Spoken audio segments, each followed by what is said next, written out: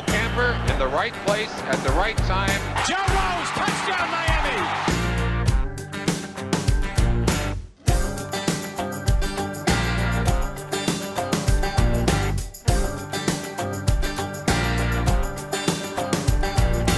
Welcome back to Out to Pasture. Joe Rose, Kim Camper, and Joe. We've been doing a lot of different things. You know, we're trying to get into some different things. We've been some doctors on, and we're kind of getting back to our roots, kind of getting back to some of the sports figures that we know, and doing some things. And I think we got really. I've been trying to get this guy on for like months and months, and finally caught up with him, and so I'm looking forward. Joe Klecko, one of the great guys. Yeah. You know, from guys that you know that are guys. One of the great guys, and boy, what a monster on the football field. One of the most intimidating defensive players to play in the game. Yeah. Physical, tough, yeah, and a guy that was unique because he was really good on the outside and really good inside as a tackle and a defensive end. I don't know where he was better at. I think, you know, from him being damn good on the outside, pretty damn good on each side, outside and the inside. I mean. You know, you get a good nose tackle like that, and in that day, in playing a 3-4, they can just disrupt everything. Right. Like, look, Baumhauer was the same kind of guy, and but Joe, I think Joe outside was strength, speed, and he everything. started flirting around 20 sacks. Yeah, and you know, he was a little bit of a tough guy in there. He wasn't going to take a whole lot of no. He would say whatever the rules are of this game. If you break it on me, I'm going to break it on you. Yeah.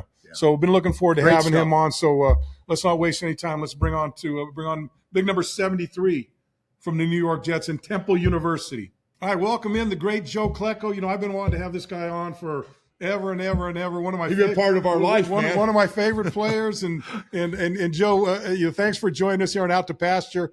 You know, it's a hard group. We only get people that are 50 years or older, and I think you qualify for that. That is a really, really good Out to Pasture. That's a great logo or you know, a command. That's pretty good for us guys. Yeah, we're talking. You know, we're trying to talk about old guys, and especially guys that have played in the sporting business, where, like we were talking a little bit earlier. You know, your head feels like you're 25 years old, and your body feels like it's 95 years old. Exactly. You're trying to keep that body out of your head so much.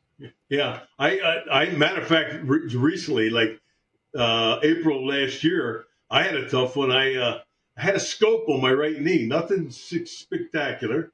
I wound up getting sepsis from it. Oh, I spent 4 months in a hospital, and wow. I lost close to 50 pounds at the time, and a lot of it was muscle. But you know, thank God, doing fine, doing great. Everything worked out. I got to have my knee replaced, you know, sometime in July, but everything worked out and everything came back. You know, I got my strength back and everything, so it's good. Well, you should check out our episode. We had Marty Lyons on not too long ago, and we talked about his knee replacement. We'd seen him like 6 weeks after, and he was walking like nobody's business. Yeah. I mean, I had my left knee done in 17 or 18, and fantastic, great job. And the guy who's going to do my right knee is hopefully he's out of Mount Sinai, New York, and I think one thing we're blessed with in New York is some great doctors. Yeah, no question. Joe, you know, it's funny. You're a unique Hall of Famer. Started outside as just dominant defensive end and moved inside to defensive tackle or nose tackle and just kept it going, something you don't see a lot. I'm guessing you take a lot of pride being able to play at a high level in both places. Well, you know, it's kind of amazing because people have always asked me that, well, how'd you do that to transfer to a nose tackle, you know? And I guess I was at a place at end, more or less, but it worked for me because, you know, the 1 year I led the league in sacks, you know, because of my build, my center to gravity, whatever you want to call it. And then when I moved inside, you know, my quickness and my strength, you know, just compounded everything I did. And I always said that it was the ability. I used to fight when I was younger and everything, and I fought club boxing and stuff. And when you played inside, everything reacted much faster. Yes. I love that because, you know, if somebody's throwing a punch at you or something, you react, you go. And that's how I used to react when I played tackle and nose tackle. And a lot of times I played that cock nose tackle. Yeah. I mean, guys didn't know what I was doing. They couldn't catch up to me. I remember Dave Remington, you know, from Cincinnati. he was telling a story to Boomer on the radio one day talking about me. And, I lined up on the left-hand side of him, and he says, well, I'm going to show this guy. He was the first 300-pound center from Nebraska, Yeah. So he said to Boomer, he says, I'm going to show him. So the first play, I flew off the ball, and I tackled the guy for a loss, 2-yard loss. So I lined up on the left again, and I guess he said, I'm going to come at him this time. I went the other way. I tackled him for a 2-yard loss again. So then, and now they're throwing the ball. It's 3rd and 14, or 14, 13, whatever it is. And I picked him up all the way back, and I ran him into Boomer and threw him on Boomer. And he was like, what the hell do I do? So Boomer was saying he was sleeping with him, and they're going to play us the next time. Right. And Boomer said he kept hearing this scraping like a rat in the wall. And he said, what the hell was that, And he sees this Remington rubbing his feet. He's sleeping. And he said, Dave, he goes, I got to get to bed. What are you doing? He goes, you don't have to play against that MFR. I do, So, hey, I got to tell you this. So, we played, I think with the Dolphins and the Jets, that period of time that we played, you came in at 77. I came in at 76, and Baumhauer came in, and Dwight, and all your guys, Dan Alexander, Wesley Walk. It was all that group of guys we had. I really think that was really one of the great periods of time where this Jet-Dolphin rivalry was kind of at its peak. And you had a lot of matchups. I remember, it was the only time the guys in the offensive line. And you remember we had John Giesler, we had Eric Laxo on the other side. Dwight was the center. And when you were playing tackle, Giesler would come in. I'm watching, in the defensive line room, and he would come in and say, "Hey, you need to come and watch this guy. You need to come and watch this guy." And he goes, he's just picking guys up and throwing them around like they're rag dolls, And so, and I said, "Well, what about this guy Gastineau?" And he said, "Well, we're concerned about Gastineau. We're afraid of Klecko." Yeah. And so the respect that they had for you, I mean, it was, I was going to ask you, I know you played in plenty of Pro Bowls. Were you ever coached by Coach Shula in the Pro Bowl? Yes. So along with that, I want you to kind of want you to follow around on this, on playing those guys and what it was like playing against those guys. But I got to tell you, so the whole time that we were there, Coach Shula, he got a lisp and he's kind of got a little, he speaks his own language sometimes. And he could never pronounce your name. He would always call you Klecko. He couldn't say Klecko. And everyone's going, hey, it's Klecko. We don't want someone here and he's calling you Klecko, and then that's just going to make him madder. so even the players are going, hey, can you call him by the right name so I don't get my ass beat? He was great to us out there. Now, I mean, it's sure the Pro Bowls just doesn't, but it was a lot of fun, And I tell you what about him though. When I was done, I was thinking, maybe I want to coach, So I called a couple of coaches, and I talked to them. Dan Reeves, and I knew these guys well. I knew Schuler well, but Dan Reeves and Don Schuler were the only two people that called me back, as far as a class act, And I always respected that. I mean, I went on, and thank God I didn't coach. I went on to open a construction company and have a very successful business. And thank God I didn't coach, because, the coaching, when we leave the game, we don't really understand or know nothing else, so you want to keep your feet in it. But I went on to move on. But those are the two guys that they had enough respect to call you back. Yeah, well, here he certainly is a class act. Yeah. Hey, let's kind of go into that era that we were talking about, and all the time, with all the guys that you played with. And look, we knew Richard Todd, Dan Alexander. You played with Tommy Newton, right? My buddy from Cal and Joe's buddy. Mm-hmm. So Tom was a little bit crazy, but let's kind of get into that. Let's kind of get into that era, a little bit of that era in the characters on both sides. Well, it was Tony, the other running back, Tony Nathan.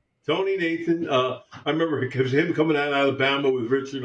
There was always a lot of that flipping out. But I said Richard's on offense and he's running his mouth over on your offense. Right. I said, Tony, I says, you know what? I says, you may run your mouth, I said, but ain't real smart because you're going to get your ass kicked, And I remember he would never shut up, you know what I mean? Like you said about talking, I was never a talker, never a talker, and on the offense. It's like, that's probably why Dwight and I really had some great battles and all of that, and because, we never really came down on each other in any way. We just respected each other, Oh my God, the day I had to mention this, the day Dwight got hurt and Marty Lyons blocked him. I went into the locker room with Marty to see Dwight after. Shula kicked Marty out. Yep. Shula was so mad. I mean, I didn't see the laughter when we watched the film and all that. Shula was beside himself, man. It was unbelievable. But between the players and stuff like that, the whole of it. I mean, even Cooch, is I guess the leader of the offensive line when he was there. Even he was respectful. We always had great. Again, they were pure battles, and we fought. And then what was great about them days? So you got Dan Marino was, of course, when Dan came in '83 in there, it became a different world with that guy. You know what I mean? I mean, I don't care how many times you rushed him, and just as you're about to hit him, he's getting rid of the football somehow. He's not even looking; he's throwing it over to somewhere. And and he had Duper and Clayton, to throw the ball in. They just always seem to be in the right place. I'm saying, how the hell you quick? So one time, I flew in and Dwight couldn't get me, and I hit Dan below the waist, and he's got up, and he's screaming, and I said, listen. It's the first time I touched the guy in 2 quarters. I said, you're going to complain I hit him below the waist? I said, stop. So, that was the fun of it. It really was. Joe, I got to tell you a funny one that I always tell about you, playing on third down. So you guys are, you and Mark on the other side are just, it's a track meet getting back. Nobody can block you. So Shoes tells us, hey, on third down on Klecko's side, before you go out, we're going to have you in tight, and we want you to chop block them. So I went, oh, shit, this is a bad idea, man. This is not going to end up good because Joe's going to pull a Matuzak and not care at all about this friggin' game and send him. I knew it. And the guys tell me, like guys on the line, they go, hey, you're going to be happy with this if you hit him square because the knees, Joe, you know how the knees thing, speaking of it. So sure enough, man. She was going, you got to hit him. You don't be trying to whiff on purpose. You got to hit him. You got to hit him low and fire out just to slow him down so Geisler can get set up. And I was like, oh, shit. And sure enough, I hit you and you stopped. And I felt the right, Joe. A lot of guys have never felt the right upside the helmet. And it was Monday Night Football my rookie year. And I went and I was like, I was going off the field. And I said, they can kiss my ass if I'm ever going to chop block that guy down to the knees. I know how, and everybody knew, like, that ain't going to go over real well with Joe. He's strong, and you hitting him low. I wouldn't. I mean, there's a couple times that happened. I remember we're playing Pittsburgh, and I'm playing against John Cole. Now, John and I had become good friends, too, because we had to do the USO tour together and stuff. And a guy came in motion. I don't know who it was. I forget. Comes in motion and goes to cut me, okay? I went after him on the bench, and I went after Tom, the offensive coordinator. Been around forever. Tom, I forget his name. I went after him. On the bench, and I was, because he's the one that did it, Right, yeah. And Kolb came to my defense. Kolb comes to the sideline and goes, you guys suck, that didn't you? And Kolb was yelling at his own coaches for sending the guy in motion, And the one thing I would never do, I'd go to the ends to stop whoever it was. And like you said, I would try.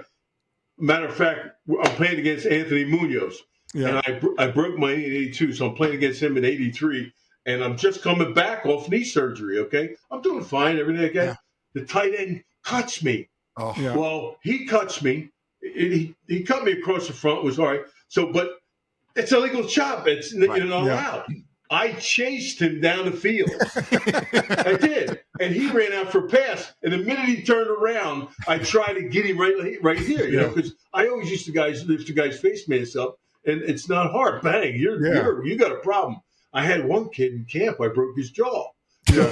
So this guy turns around, and everybody starts grabbing me. You know what I mean? Now, Marty tells his story good. And I'm like, I'm fighting my guys off to get off of me. He goes back in the huddle, okay?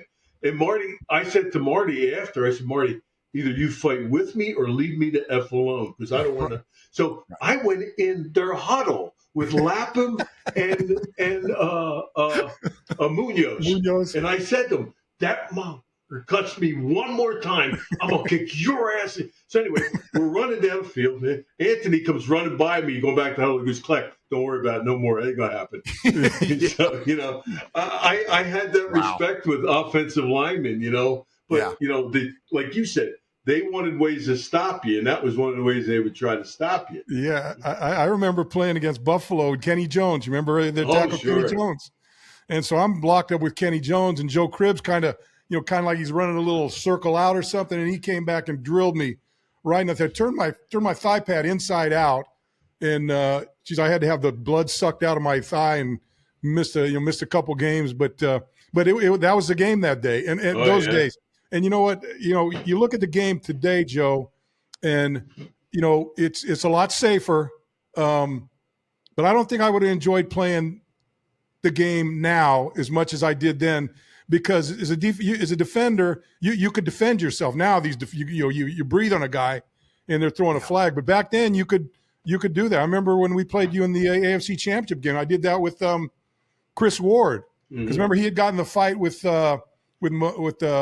Alzado the last where he threw the helmet at him. In the first play, I grabbed and threw him down. I go, "You're going to do that shit with me today," And so I never had a problem. But you could do that stuff, Yeah. Well, the thing about it is honestly, I think there was a little more respect. I think no, absolutely. I don't. This sounds really terrible. I think a lot of guys today are stupid. I mean, they really are, because there's a point in time you stop. There's a point in time where you go forward with it. But these guys today, I mean, it's like they're almost autonomous. They just think they're so above and beyond anything, If it refers to the game and you play the game right, you just respect each other. If you do something wrong, you better expect retaliation. And that's how we played. And that was okay. Because I remember Ken Jones, the first, we were 81, I think they beat us in the playoff game, and I'm walking off the field. He had 5 holding penalties against me in the first half, and he changed his jersey number. He went in and changed it. And I said to him, don't you think that umpire knows who the hell you are? You're not going to recognize him through his face mask, right? So anyway, but after the game, you're shaking hands, you're walking off the field, things are fine. That's what was the respect we had. I agree. Yeah.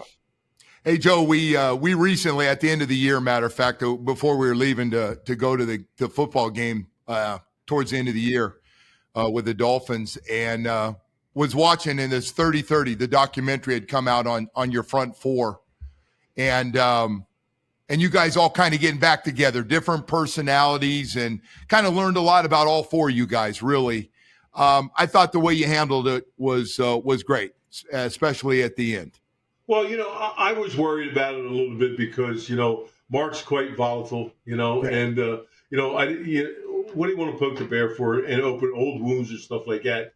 And, what happened, recently with him, with Brett Favre and all, I just don't understand. That was 35 years ago. Yeah. You know what I mean? And we have lives now. We have different, we played football. And we have a lot to talk about. It was a lot of fun. But it's not life now. Life's different for you now. You have a different category. You have family. You have grandkids. You have kids. It's a whole different story. Why to try to relive that? And that's what I didn't want to do when we did the 30-30. Because we're going back to the New York Stock Exchange, going through all these things. And, I held my tongue in a lot of different situations there because, what good would it do to bring up any old wounds or something like that? Yeah. So, and like you said, I got a lot of calls from guys I played against about that too, and mentioned the same thing. And, I was proud of that, where you could have been something, volatile, like Marty was Marty was very truthful. Marty, I reviewed that whole thing. I had told them, I says, I won't put up with this. I said, I want to review it before you put it out. And I went to NFL Films to review it with a friend of mine, and they went through the first half, and you see what it was like. Yeah. I'm like, guys, stop. I says, I'm not being part of this. They said, Joe, no, wait to the end. And at the end, it got better because Marty said things and things happened to the end that made it better. And my buddy convinced me. He said, Joe, just listen to the end. And finally, it down to the end. It got to be where everything was calmed down. It was a little better. But it could have been better. It could have been a lot better as far as the four of us. But I thought it was good. I liked the way it came out. And look, there was a little angst in there, but that was going on at the time. I mean, like I said, you and especially when you guys were both playing defense, man, you're both two different guys. You were a speed, you were a fast guy, quick guy, but your strength was there. And Gastineau was a speed guy uphill. He just wanted to get up. He just wanted to get upfield, and so. But I understand it. But again, I think they caught all the personalities in a right way. That's because you were there. In the time you understood it. A lot of people that just hear things and aren't around it really don't understand it like you do, because they're just perceiving something they hear as maybe conjecture from him or I or whoever, and then it becomes their opinion. Well, there's the truth and then there's your opinion. But you knew the truth because, again, you were there, that during that time. Joe, and the reason they even had it is because you two were so good on the outside. And it was the greatest year. The 1 year, you're player of the year, 20 and a half sacks. I think he had 20 sacks. Maybe the greatest year in the history of the NFL for two pass rushers. We're the only two pass rushers ever that have 20 sacks. Wow. I didn't realize that until I saw the documentary. Unbelievable. I wasn't looking at your stats. I was trying to get mine up to about 8 sacks. Hey, Joe, before I forget too, I know you're going to forget this, but we always get a good laugh. David Woodley, before Dan Marino, at Shea Stadium, you guys had a track meet. Apparently, both of you, one on the outside, hit him at the same time. I have never remember it well. You do. Yeah. He was my roommate. Yeah. And they didn't have concussions back then, but whatever it was, I mean, he just I've never seen a guy. They told me later he broke his ribs. Yeah. No, he got crushed. He broke his ribs. He left the game that day, and we hit him both at the same time, full speed. I mean, I felt bad for the guy really because you're not. Did you help him up after? Did you help him up after? You never did that. You know better than that. It wasn't. You didn't feel that bad then. Hey, when he got that helmet was off the side, you were Joe, looking through the ear. Looking through the ear hole, I think. And it's bad when the coaches at halftime go, "Holy shit, you got to see." He said they hit him at they both got there. If it was a 40-yard dash, it was a tie. Yeah. He got there. It couldn't have been more perfect. It was boom at the same time, and then he was like moaning his head off. So. Speaking about that time, so let's talk about when they're playing now, and in these stadiums, or the turf is groomed, or it's the artificial turf, and it's really nice artificial turf. When we played on some bad fields, in like in the AFC East, I mean, you guys had a baseball stadium at Shea Stadium, which was always a mess. Baltimore, we were still in that division where you played them in a baseball. The Oakland Raiders, whenever you go out to Oakland, I mean, most of the stadiums, Minnesota, Cleveland, I mean, all of those for the thing. Yeah. And the stadiums that we played in, half the time were just shitty fields, green paint on them and stuff. I mean, Cleveland was the worst. It really was. Cleveland was absolutely worst. But what about Baltimore? They had in the end zone, they had that plywood over the dugout, like right in the corner of the end zone. That's it. I remember. And then when they started putting the first AstroTurf into the Astrodome, okay, and they started covering up second base and stuff, and they had them big cutouts where they were sewing it together, and guys were breaking their knees and stuff, getting trapped in the AstroTurfs. That was their answer to not having dirt fields. I mean, I remember we went there, and where they had the coach's box, they just had a piece of plywood, and they had stapled the turf to it and just dropped it down there. You'd run over it, and the thing would be bouncing around. That leads to the controversy in the AFC Championship game. When I saw that documentary and I saw you guys' feet, and I didn't realize the that the grass was that the field was that much underwater. Oh man, I don't know how it got that way. I still remember it was funny, yeah, because I remember Joe Fields going out, our center, and practicing field goals and stuff. And he said, I had to put 4 towels down just to keep the ball out of the water, to practice snaps before the game. Oh, it was horrible. Yeah, it was bad. It was a total quagmire. It really was. Yeah. And that killed us with Freeman McNeil and Wesley Walker especially. I mean, that just took us out of it. But then again, Richard found his favorite receiver. Yeah, well, AJ Dewey's whole career changed after that game. He did. Hey, who was AJ Dewey before that game? Seriously, AJ. The next week he was on the Johnny Carson show. That's my point. He made his life. I asked Richard, "How much did you pay that guy? I mean, guy pay you? It was so funny. Yeah. And then we're going back on the airplane. Walt Michaels was a volatile coach with losses. And Richard didn't come back because he had family now. So he stayed down in Florida. The whole time on the airplane going home, Walt's throwing shit at everybody on the plane because Richard didn't come back with the team. Right. So he was madder than hell. It was funny. So let me tell you this, that before that game, Baumhauer and Richard were best of friends. Yeah, right? Yeah, I think they're roommates in Alabama. AJ was roommates with Dan Alexander at LSU. So there was a closeness there with those guys. So Bob went in. I think he went into the locker room or somebody. He caught up with Richard before, and Richard said, "Yeah, because it was the Super Bowl was the next week," and so he comes in. And look, we were kind of stupid. We didn't even put 2 and 2 together. So Bob comes back into the locker room and goes, "Hey guys, they got their bags packed for the Super Bowl. They think they're going to the Super Bowl." So we go, "Fuck those guys," They think they're going. They're not even counting us in on this one, And so that kind of put a burr up our ass in that game. Well, again, our rivalry was fantastic, So and then Richard just happened to have the worst freaking game in the world of his life. The only touchdown in the game was scored by Baumhauer. I mean, by AJ, by Dewey. That's right. Yeah. You know what else is crazy? Because we used to give Gerald Small a hard time. Gerald Small went to San Jose State with Bo, and Wesley Walker used to run by him in college all the time at Cal, and then he kept running by him with the Jets.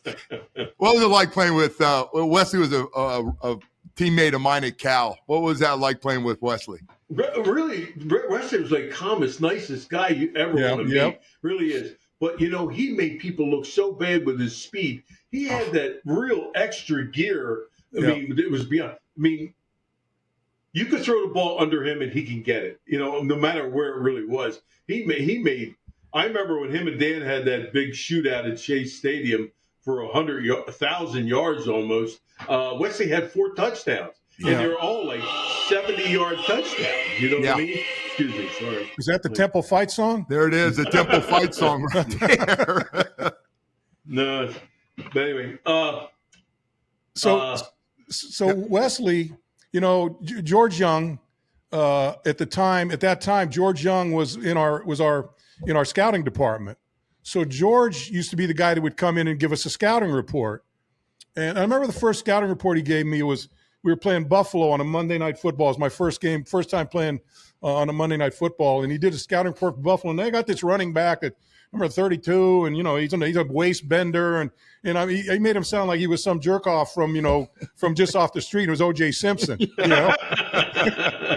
So every time we'd play with the Jets, he would say, because Wesley had one bad eye, right? Yeah, he was blind in one eye. I forget what eye it was, his left eye, whatever. And he would always come in. He said, "Hey, this Wesley Walker, he's blind in his left eye, so he can never catch a pass over that left shoulder." That son of a bitch caught about 18 passes over his left. Both when I was at San Jose State and when I played with him against the Dolphins. Like, don't listen to that. That son of a bitch is going to catch it anywhere he throws it, man. Matter of fact, a lot of his big touchdowns came because I think people thought of that was always on the right side where he had to look back left. He'd run that takeoff right down the right side and boom. He'd throw a big bomb and he'd run under it every time. Yeah. Joe, you played with another guy that was a crazy out of Northern California. Nasty Newt, Tom Newton. Oh, yeah. What we saw him lose it on Don Shula went over. He hit somebody late and Shoes is screaming at him. And Newt went right over in his face, as you know. Yeah. Tom Newt didn't back down from anybody. What was it like playing with that guy? Oh, like you said, it was that loose kid. But you know what? He was always laughing. Oh, he was a great guy. Look, I played junior college football. Great guy. Played high school football against him, with him in junior college, and then played against him at Cal and with the Jets. He's a wonderful guy, but when he got on the football field, he was a different creature out there, man. If you wanted something done, he'd do it. You know what I mean? Yeah, right. Special teams or on the offense, you know, as a fullback, he was a badass. He really was. Yep. Yeah. So I remember playing. We're up in Chase Stadium, and he was a cheap shotter on special teams. And then Coach Shula used to drive him crazy. Oh, look at this son of a bitch, And so he took a shot at Tommy Vigorino and blew his knee out, right? Ooh. And Coach Shula, he's MFing him. He's halfway on the field, and you son of a bitch. And then Tom takes his helmet off and walks right up to Coach Shula. Yeah. Went crazy. And Coach Shula, they're nose to nose. And Coach goes, "What's wrong with you?" And Tom goes, "I'm fucking crazy." and Shula just turns around and walks away. And I see Tom walking across the field. I go, "Tom, what do you say to him?" He goes, he won't get in my face anymore. Yeah, that'll be it for that. Yeah. Oh, my God. Hey, Joe, I got to ask you, playing with Dwight, speaking of Hall of Famers playing against each other, I know we talk about him a lot and how good he was. How good was Dwight? Well, the greatest thing I can say about Dwight was when we played against each other, I always had the ability to out-battle guys with my hands. Yeah. My hands always got in first. I was always but he was as good as I was. In other words, so he'd snap the ball and he'd get in front of me, where maybe there's other guys that ain't got a chance because the minute you snap the ball, I had my hand on you. And that's where him and I mean, it was back and forth all the time. It was like it's such a chess game. But the one thing about Dwight was you weren't going to get away with anything on every single play. He was that tough. Now, he'd win, I'd win, we'd go back and forth. And we admitted that to each other. But he had the quick – nobody else I ever played against had hands like Dwight. Nobody. Because he played a lot like me. See, I could play in a 2-point stance because everything about me was stopping you before you moved. So everything I did was just put my hands on you. See, if you take these offensive linemen that try to do this, they're done. They're done. And the second you did that – because I would just stop – and it don't take much to stop no inertia. You just stop a guy, with one hand, basically. Yeah. And then I'm going to the ball, okay? And that was my whole thing. Well, Dwight, even I was on his right-hand side, he'd snap the ball, and he'd still have that ability. He'd be moving his foot the same time he was snapping the ball to get in front. Nobody could do that. That's the thing I saw about Dwight, because we'd see him come, rookies come in, and you're doing one-on-one pass rushing drills, and you'd get that hot rookie nose tackle coming in, and they're going against Dwight, and everyone knew what he was going to do. He kind of had a knack when he snapped. He almost hopped back a little bit. He moved his right leg while he was doing it. Give him some space, and then he'd get his hands up there. Mm-hmm. So he would get these guys. He'd hop. He'd get that little foot back, get his hands up there, and he'd get on there, and he'd just push them down to the ground, and he'd be holding them down, and they're like a turtle on the ground. They're like they got their arms just wobbling around, and they couldn't get up. And there every now and then when he got a little cocky, he did this to who was the guy in Atlanta, Andre Bruce, or one of those, like the number one pick out of nose tackle out of Oklahoma one year, and he, who was it? Tony Casillas. Yeah. Oh, okay, Well, we go there, and Tony. He went to Dallas after. Yeah. Tony had said something in the newspaper about Dwight, and he's just another guy. So Dwight, does that to him first one-on-one, does that, pins him to the ground, comes around again the second time, he pins him to the ground, but he only uses one hand. And he has one hand up here like he's waiting for someone else to come. And this guy was just like, it was. Well, see, but that's the whole thing I used to say. Coaches used to teach coming off the ball. That's wrong. Yeah. It's wrong to teach somebody, come off with your hands. Now, I'll put it to you this way. Just take this real simple, okay? The guard in front of you is pulling. You come off the ball, you're going straight. Well, he's going that way, okay? So if you come off with your hands, you lead to him. Yep. So you go that way. I always taught all the kids, like my son Danny. My son Danny played for about 8 years, okay? Wound up with 3 Super Bowl rings, and Belichick drafted him. And Danny was unstoppable in college. Unstoppable. Yeah. He was 6 foot tall, and he was unstoppable at a nose tackle or a defensive line. So the day of the draft, he gets drafted in the 4th round. Bill calls me, and my daughter says, "Dad, it's Bill Belichick." He said, "Well, give it to Danny. He wants to talk to me." He goes, "No, he wants to talk to you." Now, I know Bill for 20 years at that point. And I said to him, he goes, "Joe," he goes, "Yeah." I said, "Listen, thanks for giving him a chance," and so forth. He says to me, he goes, "Yeah, but I don't know what to do with him." I'm like pissed because you, as players, you understand he's taking a body. And I'm like, "You mother, you're taking him just to get rid of him." He goes, "No. He goes, "Well, why did you draft him?" He goes, "He was the -- disruptive player in the whole NCAA." Yeah. And I said to him, "Who the hell keeps a stat like that?" He says, "I do." I said, "That's what makes him you." But my point of that is with offensive line, my son Danny. My son Danny understood all of that before, when he got to college. He did in high school. He was unstoppable that way, all because of how he uses hands. You know what I mean? And guys, I was talking to a guy one day, my daughter's softball game, and he said he used to coach the Raiders. I didn't know him.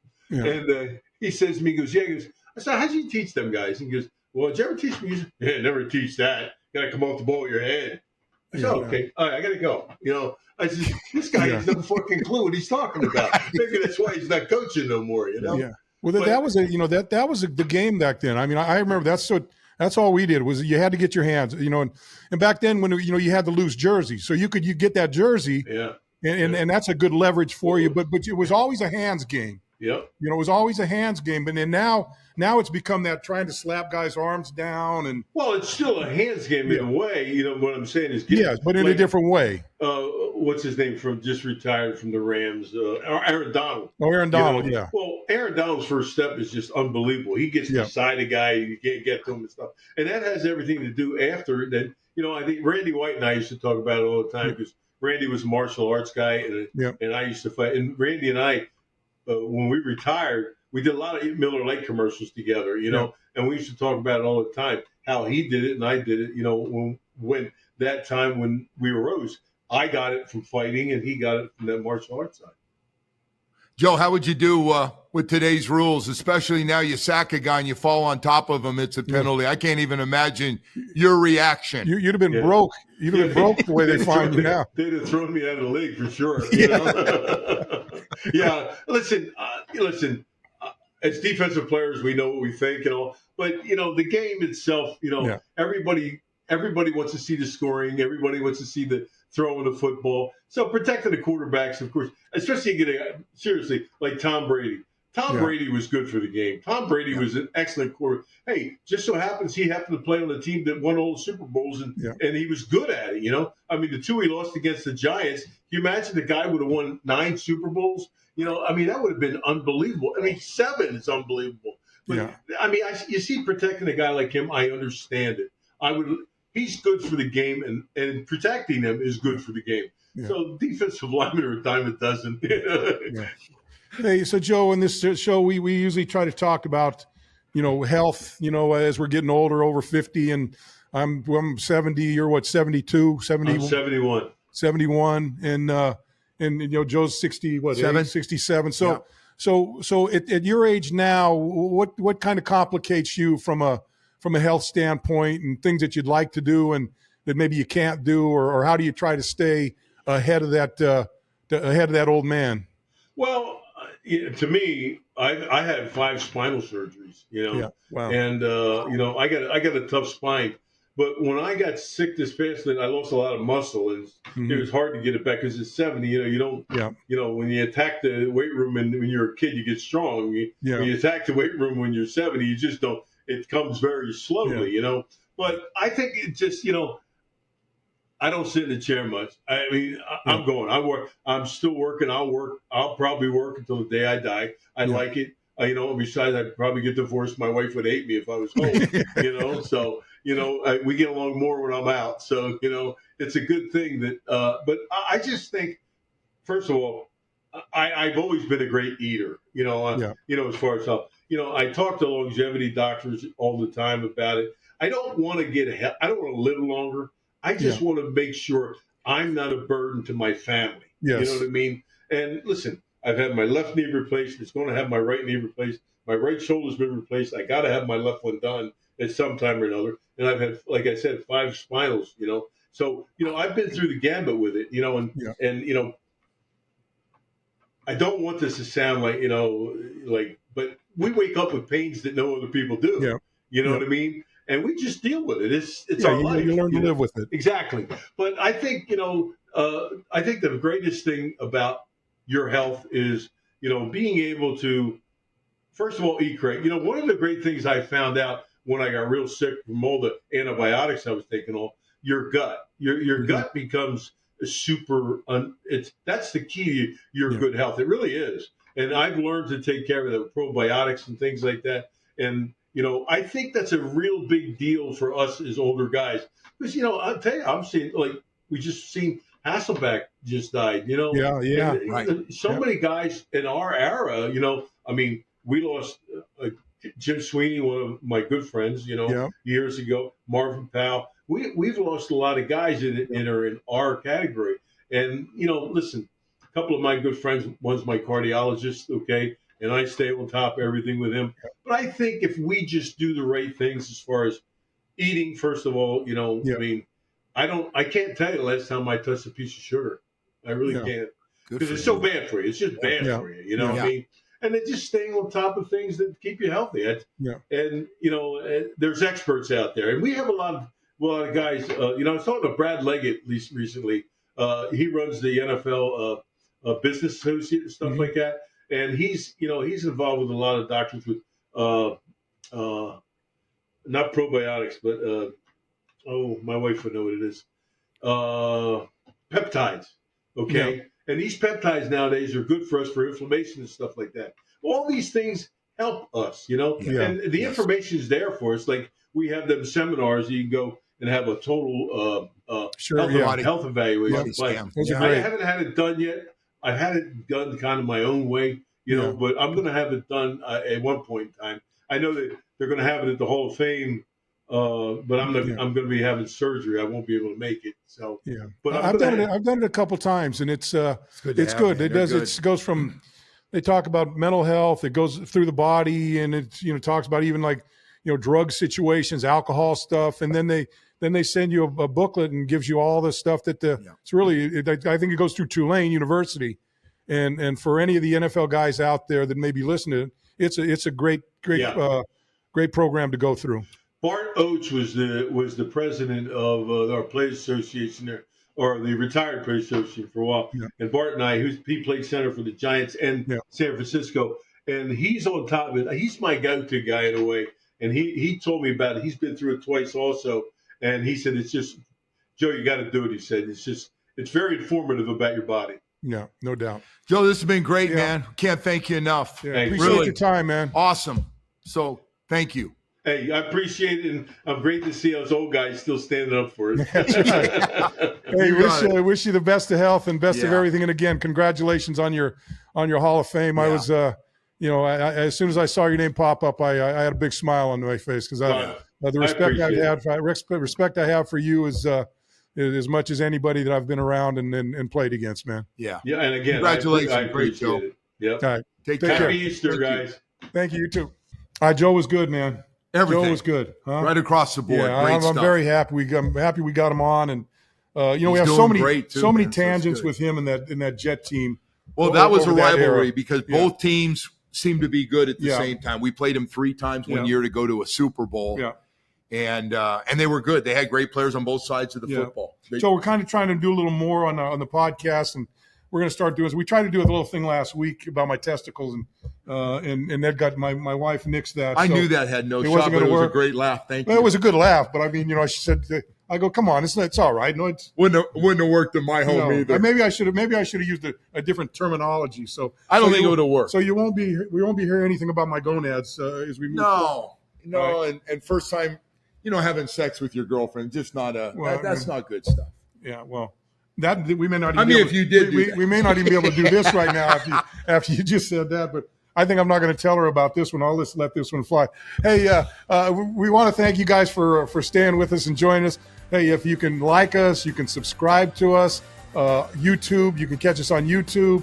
You can catch us on Spotify, Apple Podcasts, any platform that you catch your podcasts on, you can catch us there. And make sure you let us know that you're listening to us or watching us, and keep us going here. So we're trying to move on.